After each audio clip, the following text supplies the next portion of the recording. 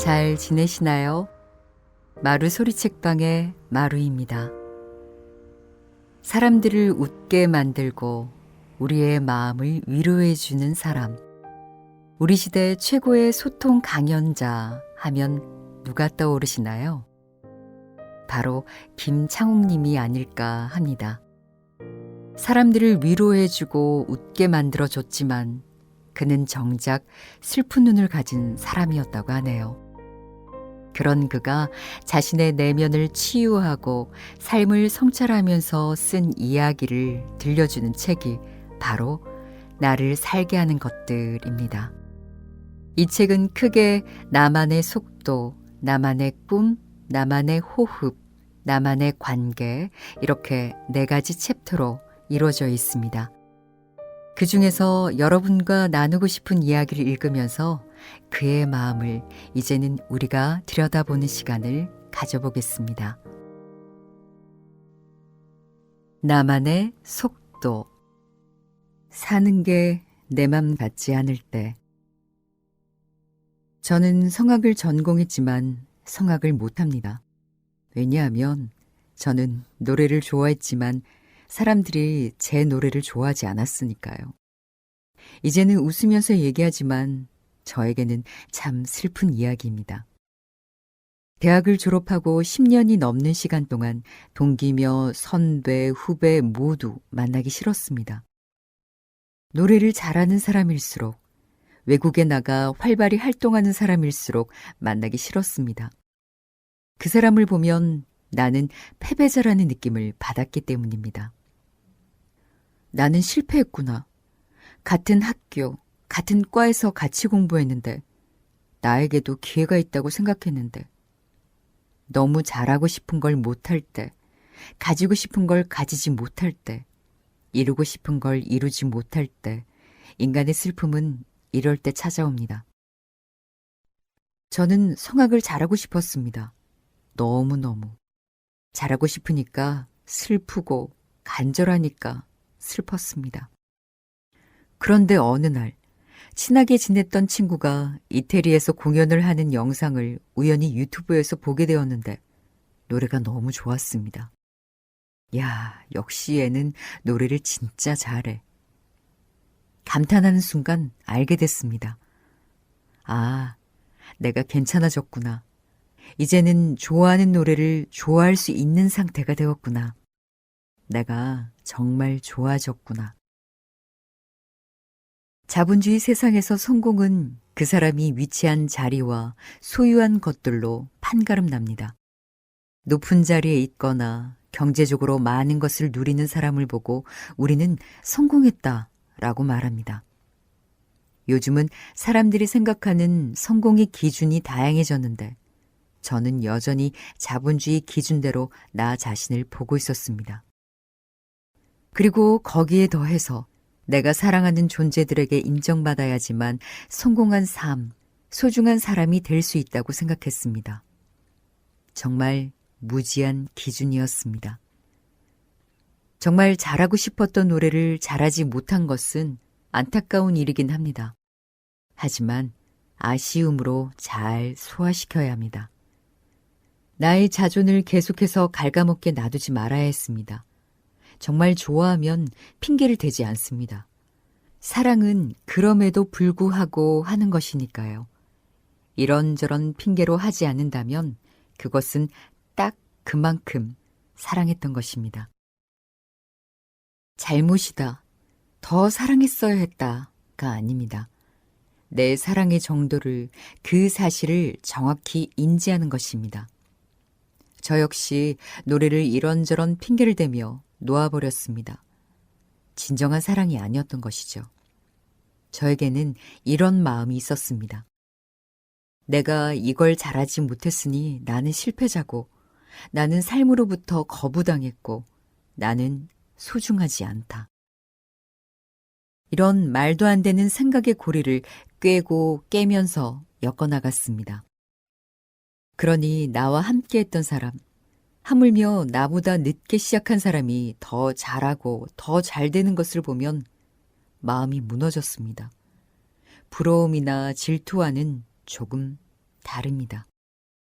그들의 성공이 저의 실패를 증명하는 것처럼 느껴졌습니다. 누군가 이런 말을 했습니다. 메시지가 싫으면 그 메시지를 전해준 메신저를 미워하고 공격하게 된다고요. 노래를 잘하는 사람을 보고 나 자신을 보면 그 사람이 미워졌습니다. 불편하고 싫었습니다. 하지만 이제는 잘하는 노래를 들으면 행복해집니다. 그 사람에게 감사하게 됩니다. 저는 그에게 수혜를 받게 되는 것이지요. 아, 너무 좋다. 너무 좋아. 삶을 감탄합니다. 당신이 처음에 하고자 한 것이 잘 되지 않았다 하더라도 당신은 소중합니다. 그러니 음악을 시작했는데 음악으로 자리 잡지 못해도, 건축을 전공했는데 건축일을 업으로 삼지 못해도, 평생 사랑하고 싶은 사람이 있었는데 그 사랑이 이루어지지 않았다 하더라도 우리의 가치가 깎이거나 상하는 것은 아닙니다. 아쉽고 슬프고 안타까울 수는 있지만 그렇다고 우리 존재가 하찮아지는 것은 아닙니다. 실패한 것이 아닙니다. 제가 오랜 시간 스스로를 실패자라 생각했던 시간들을 떠올리며 제가 아끼는 많은 분들께 이 말씀을 꼭 드리고 싶었습니다. 삶이 내 뜻대로 안 된다는 생각이 들면 어쩌면 찬스일지도 모릅니다. 왜냐하면 인간은 뜻대로 안 될 때 사고의 깊이가 생기기 때문입니다. 삶의 본질, 문제의 근본을 생각하게 됩니다. 인간은 힘이 넘치고 셀 때보다 힘이 없을 때 자기 자신을 받아들입니다. 그러니 나이가 들고 힘이 빠졌을 때 예전에는 마음만 먹으면 다 할 수 있을 것 같았던 일들을 하지 못하게 됐을 때 좌절할 일만은 아닙니다. 나를 가득 채우고 당당해 보이게 만들었던 삶의 허세, 자존심, 아집을 비워내고 자신에 대한 긍정적인 마음을 채워보세요. 사람들과 함께하고 나를 괜찮은 사람으로 바라보는 마음을 키워보세요. 그래, 여기까지 잘 왔다. 고생했어. 대견하고 기특해. 그동안 짊어진 짐들이 있었다면 그 일들을 잘 해낸 스스로를 칭찬하고 모든 것을 정직하게 다 갚았다 생각하세요. 이제 정리하고 내 경기를 뛰세요. 내 삶을 사세요. 해야 할 일을 하고 싶지 않아도 오랫동안 해왔으니 이제는 내가 진짜로 하고 싶은 일을 챙기면서 하세요. 당신은 충분히 그럴 만한 사람입니다. 두 번째, 나만의 꿈. 잘 되든 안 되든 행복할 자신 있습니까? 인생을 살다 이런 생각이 들 때가 있습니다. 진심을 다하고 있는데 왜 하늘은 도와주지는 못할 망정 방해를 할까? 하지만 우리가 방해나 실패라고 생각하는 것이 진짜 방해이고 실패일까요? 우리는 고기를 구울 때 한쪽을 충분히 굽고 난 후에 뒤집습니다. 혹시 지금 마음이 뒤집히고 하던 일이 뒤집히고 계획이 뒤집혔다면 그 뒤집혔다는 사실에만 매여 있지 마십시오. 너무 이르게 절망하지 마세요. 하늘은 당신 인생의 다음 단계를 계획하고 있을지도 모릅니다.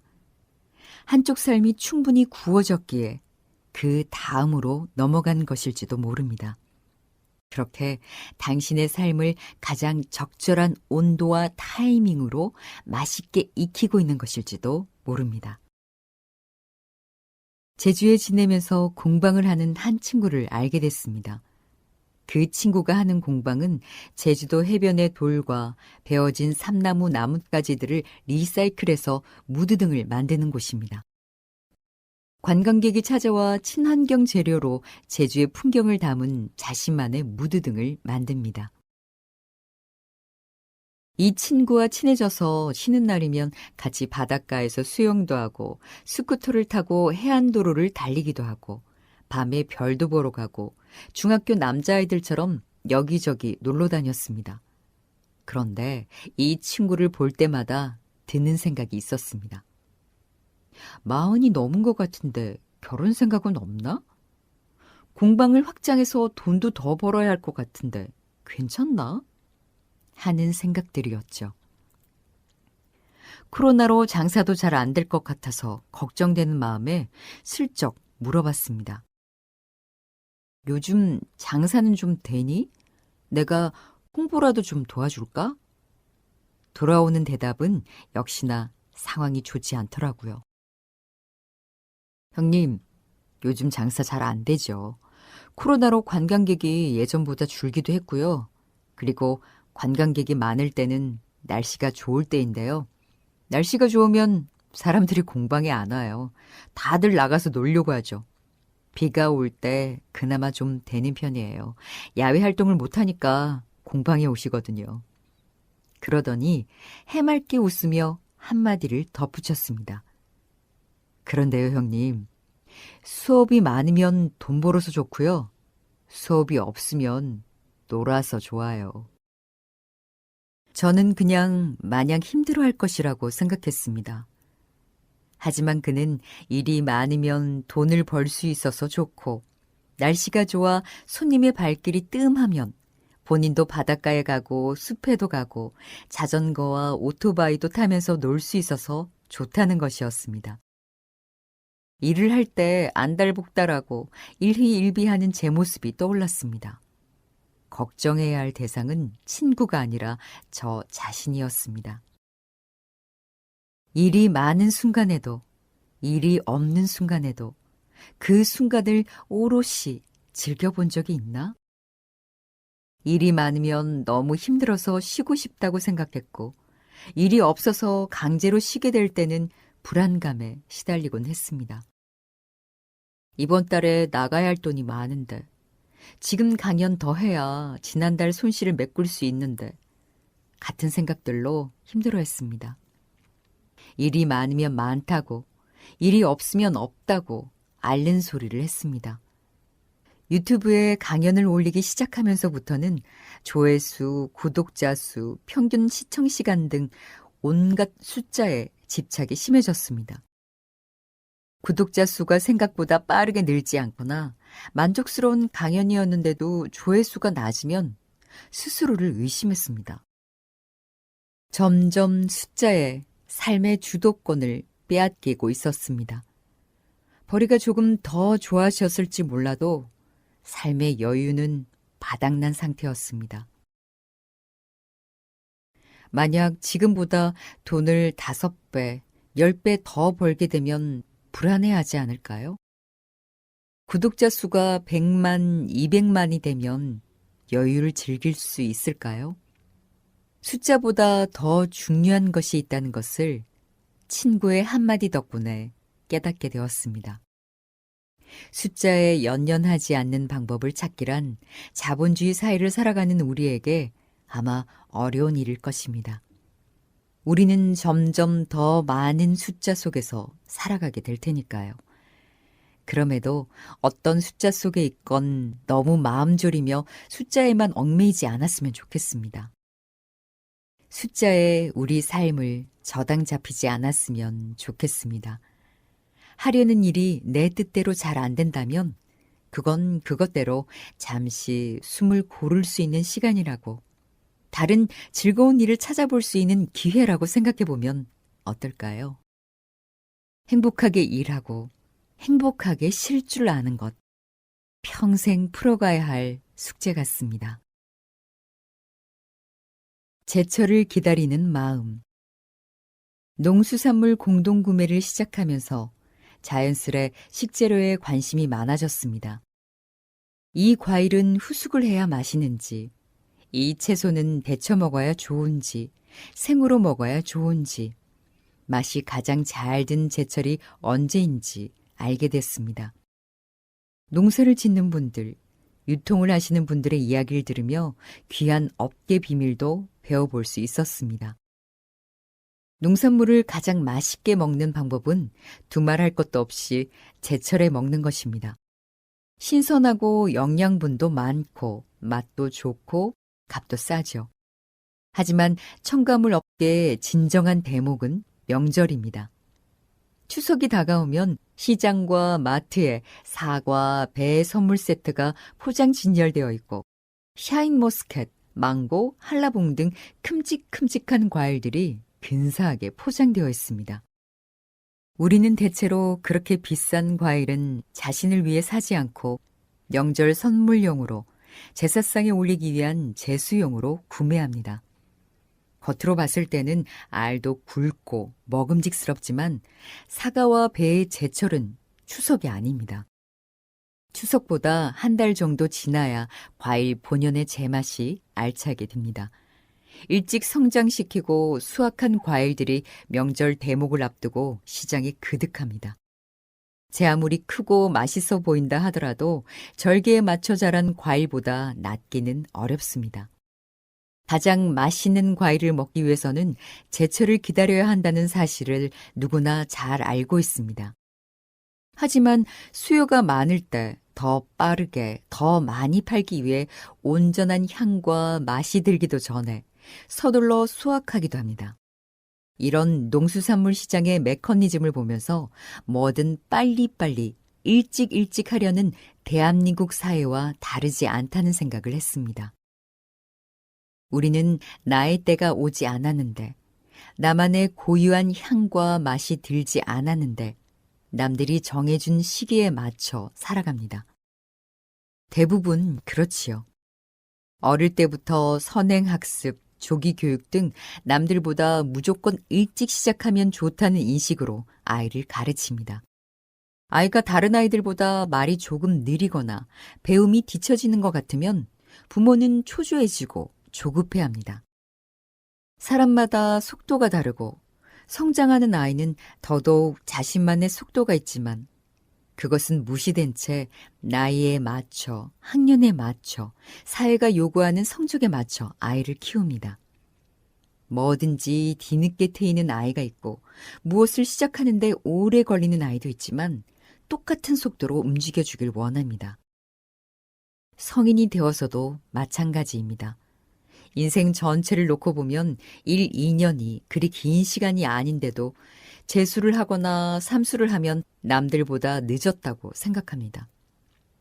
시간이 지나 되돌아보면 그 1, 2년은 정말 nothing, 아무것도 아닙니다. 그러나 그 당시에는 everything, 삶의 모든 것처럼 느낍니다. 주변의 시선도 그러하고 스스로도 인생에서 패배자가 되는 느낌에 사로잡힙니다. 이제 겨우 20대 초반임에도 불구하고요. 30대가 되면 결혼에 대한 압박이 시작됩니다. 때를 놓치면 더 늦어지면 마치 큰일이라도 날 것처럼 이야기합니다. 대학에 들어갈 나이, 결혼할 나이, 취직할 나이, 집 장만할 나이, 자동차 살 나이. 마치 정답 같은 시기가 있는 것처럼 다그치고 그 시기를 놓치면 뒤처지는 것처럼 말합니다. 사람에게는 해방이 있고 독립이 있습니다. 어린 나이에서 해방이 되었다고 해서 다 독립하는 것은 아닙니다. 해방은 되었지만 스스로 서지 못하면 독립한 것이 아닙니다.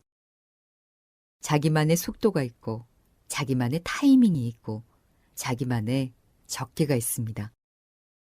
대목에 팔리는 과일을 부러워하지 마세요. 내가 가진 고유한 특성들이 단단하고 알차게 익을 때까지 기다리세요. 절대적인 시간이란 없습니다. 각 개인마다 본인의 적기가 있습니다.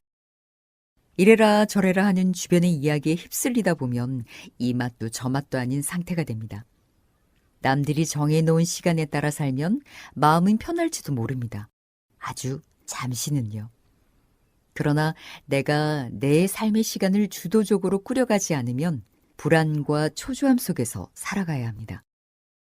자기만의 적기, 자기만의 자연스러운 시기에 맞춰 살아가야 합니다. 자신이 감나무인지 배나무인지 사과나무인지 알고 언제 제철을 맞이하는지 알아야 합니다.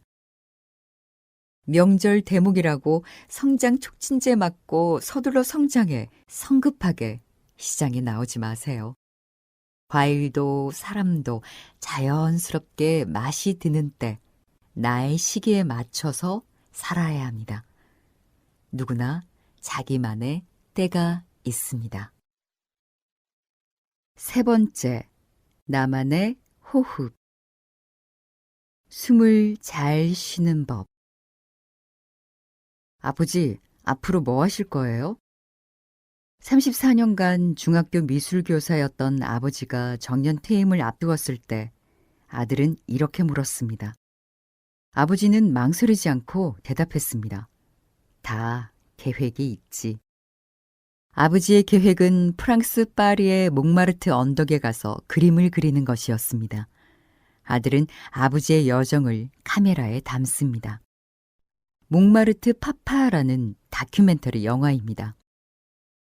아버지에게 아들이 이 그림이 팔리겠느냐고 묻자 아버지는 이렇게 말합니다. 무슨 그림을 팔려고 그리나. 화가는 탁 느낌이 올 때 그걸 그리고 그 세계를 알아주는 사람이 있으면 고맙게 파는 거지. 아니, 누가 그림을 팔기 위해서 그리나. 저는 그 아버지의 이야기를 들으며 잠시 멍한 기분에 빠졌습니다.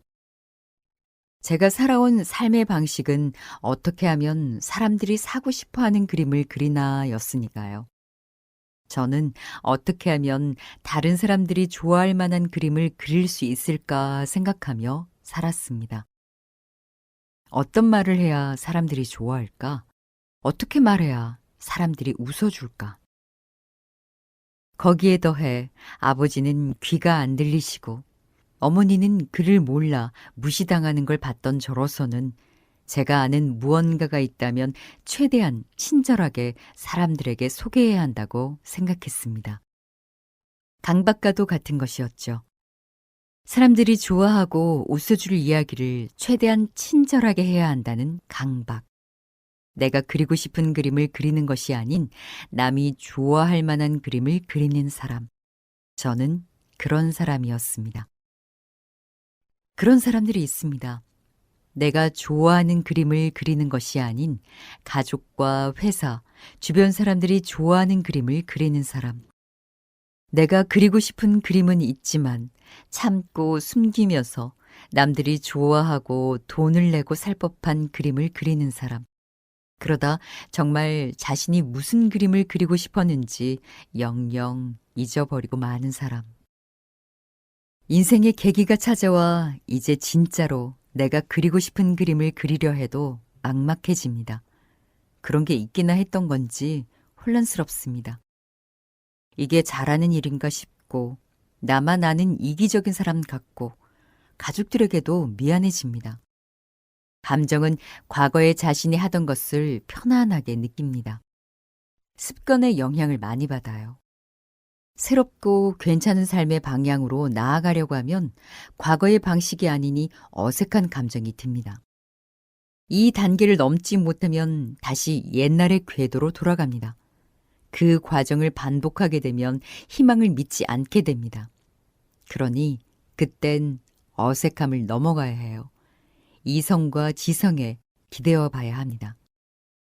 지식을 쌓고 책도 읽고 강의도 들으면서 감정을 믿지 말고 자신의 이성과 지성을 믿고 원하는 방향으로 어색하지만 계속 해보는 것이지요.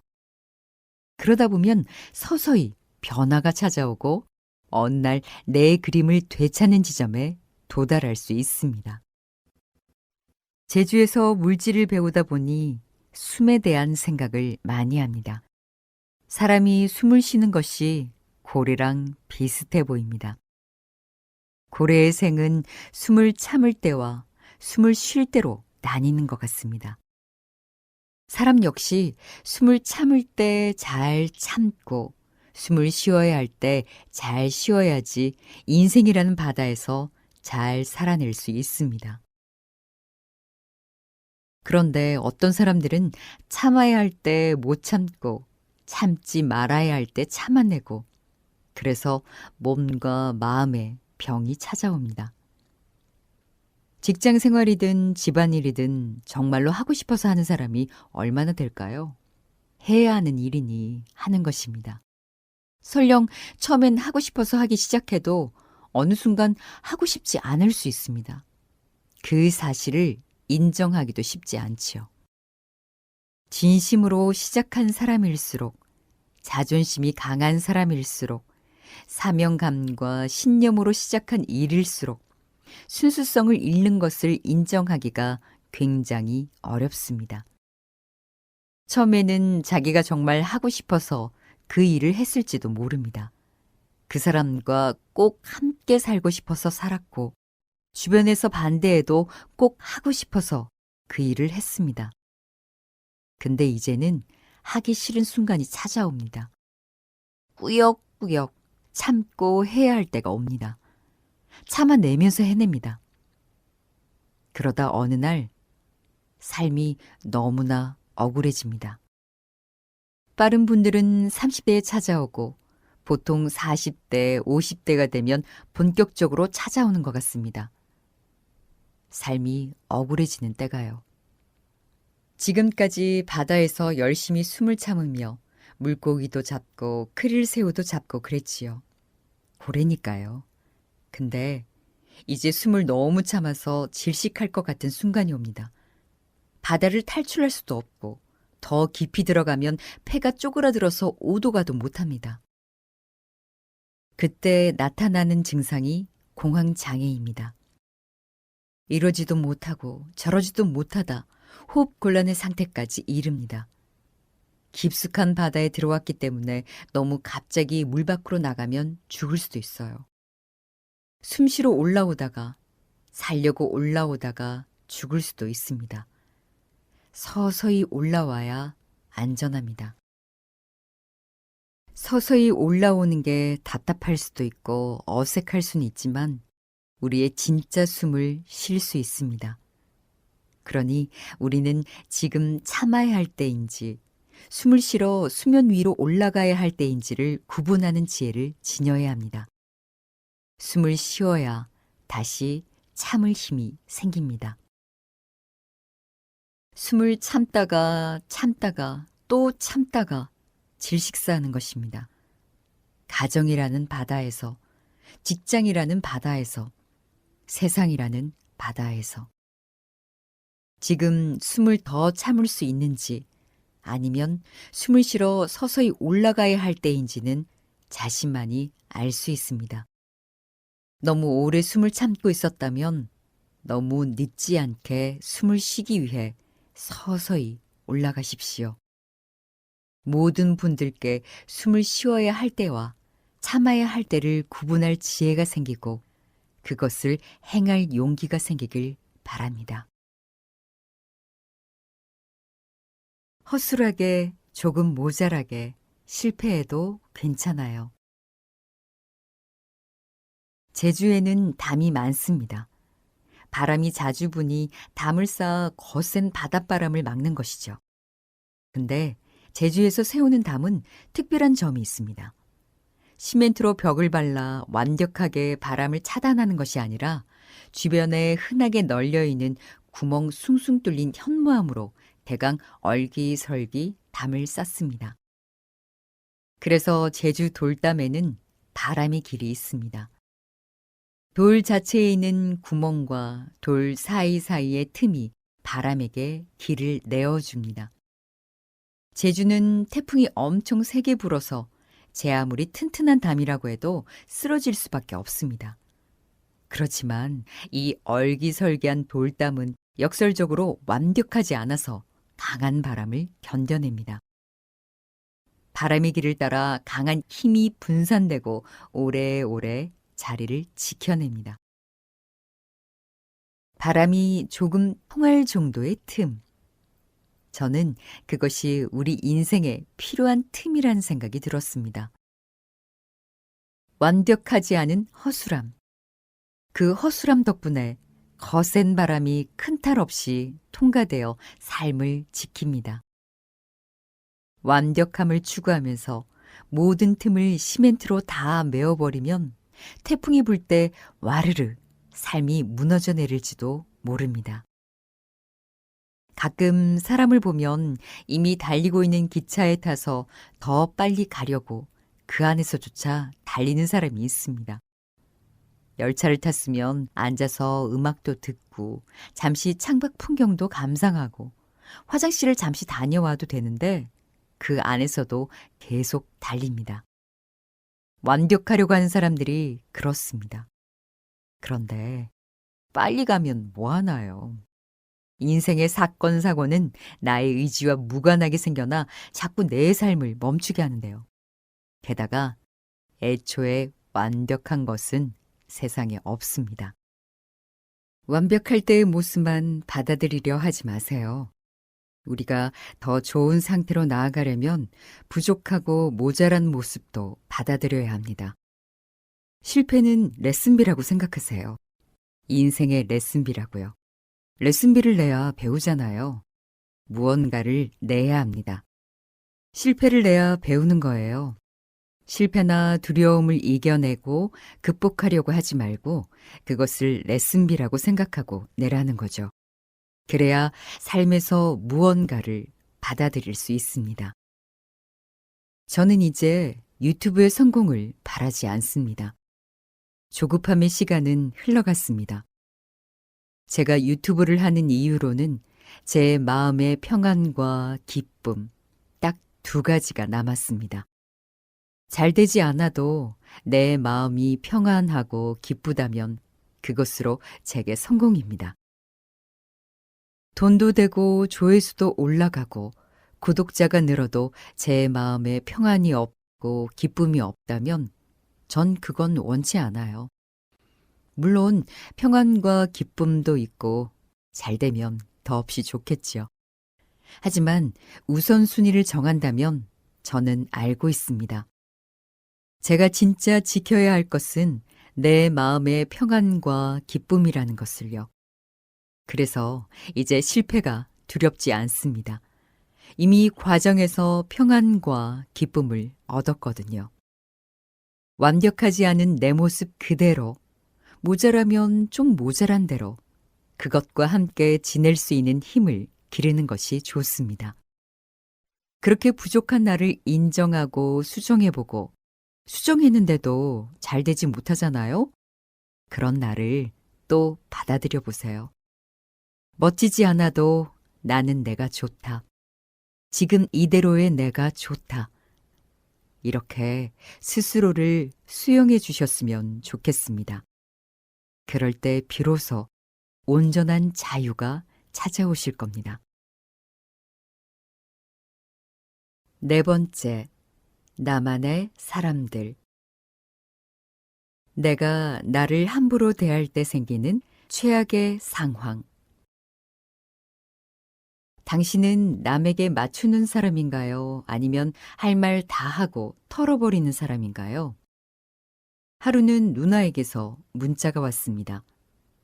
동생, 누나가 많이 아프다.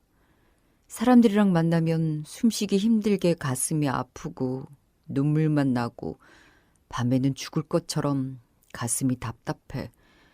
억울하고 사람 만나는 게 너무 힘들어. 혼자 여행을 좀 다녀올까 해. 시간이 좀 지나고 쉬면 괜찮아질 것 같아. 누나에게 답장을 했습니다. 오랫동안 숨 참고 살았잖아. 이번에 어디 가고 싶은 데 가서 조금 쉬다가 와. 누나가 푹 쉬고 한결 나아지길 바라지만 사람들과 관계 맺는 법을 바꾸지 않으면, 삶을 사는 방식을 바꾸지 않으면 여행 한 번으로는 좋아지지 않을 거라는 걱정이 들었습니다. 누나는 목사의 아내입니다. 남편이 큰 교회의 부목사로 있을 때 혹여나 자신이 그 위치를 누릴까 경계해 고개를 깊숙이 숙였습니다. 그러다 남편이 작은 개척교회 목사가 되었을 때도 신도 한 명 한 명이 너무 귀해서 더 깊이 고개를 숙였습니다. 계속해서 눈치를 보고 맞추며 살았습니다. 그런 사람이 있습니다.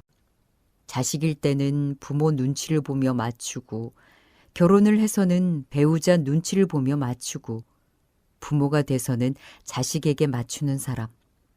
그렇게 영혼의 발 뒤꿈치를 들고 조심조심 사는 사람. 여러분은 어떤가요? 할 말 못하고 계속 남에게 맞추는 사람은 세상에 좋은 윤활유 역할, 관절 역할, 디스크 역할을 합니다. 모든 충격을 자기가 다 받고 흡수합니다. 그런데 한도를 넘어가면 디스크가 터져버립니다. 신경이 누르고 고통이 찾아옵니다. 그렇게 마음의 디스크, 영혼의 디스크를 진단받게 됩니다.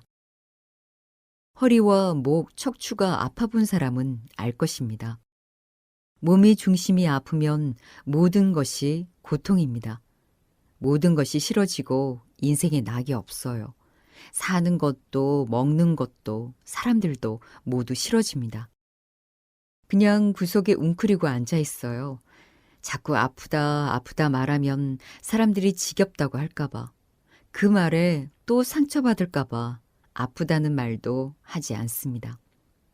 그러니 너무 남에게 맞추고 살지 말고, 너무 착한 사람 되려 하지 말고, 나 편한 대로 사는 연습도 필요합니다.